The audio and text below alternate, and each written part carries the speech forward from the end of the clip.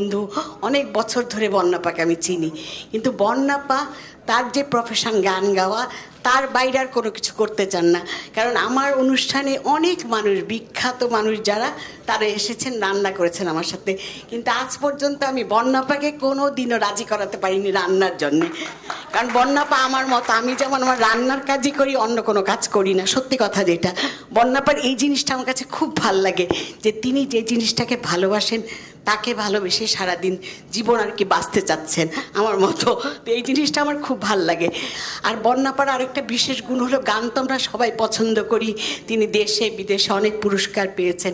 পুরস্কার পাওয়া তার জন্য নতুন কিছু না, তবে অন্য দেশ থেকে একটা স্বীকৃতি পাওয়া, এটা অনেক বড় একটা স্বীকৃতি। এটা বিদেশি পুরস্কার পাওয়াটা মানে আমরা যে যা কাজ করি সেই কাজের একটা স্বীকৃতি, এটা একটা বড় জিনিস।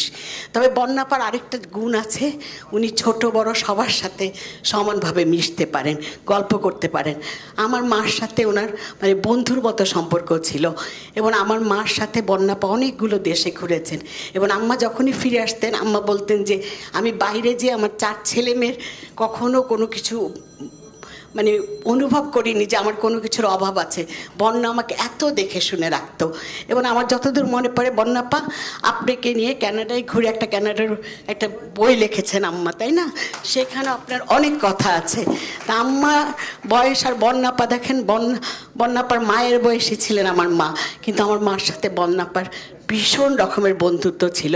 এবং আমার কখনো খারাপ লাগলেও আমাদের বলতেন, বা সাগর ভাইকে বলতেন, একটু ফোন কর। ওয়ালটন ফ্রিজ কিনে অনেকের মতো আপনিও হয়ে যেতে পারেন মিলেনিয়াল। সেরা পণ্যের সেরা অফার। তো বন্যাকে আসতে বলো, আজকে আমার ভালো লাগছে না, ওর সাথে আমি একটু গল্প করব। বন্যাপা আমাদের বাসায় গিয়ে আম্মার সাথে ঘন্টার পর ঘন্টা গল্প করতেন। তা আমার মনে হয় যে এই যে একটা মানুষের একটা বড় গুণ, যে ছোট বড় সবার সাথে সমানভাবে মেশা, এই জিনিসটা বন্যাপাকে অনেকে দেখে দূর থেকে মনে করতে পারেন যে এত বড় গায়িকা, অনেক দাম্ভিক। আসলে তা না, বন্যাপা সবার সাথে মানে ছোট বড় সবার সাথে এত ভালো করে মিশতে পারেন। এবং আমি বন্যাপাকে হাসি খুশি মুখ ছাড়া কখনোই দেখিনি। উনি সব সময় হাসি খুশিভাবে কথা বলেন সবার সাথে, এটাও তার একটা বড় গুণ। আর আমরা দোয়া করব যে বন্যাপা যতদিন বেঁচে থাকবেন, উনি যেন এই সুরের জগতে, গানের জগতে তার গান চর্চা নিয়ে বেঁচে থাকেন। আমি আপনাদের সবাইকে আর কোনো বিরক্ত করব না। আর আপনারা সবাই, আমার মা তো এই পৃথিবীতে নেই, তার আত্মার জন্যে দোয়া কামনা করি। সবাইকে অনেক অনেক ধন্যবাদ।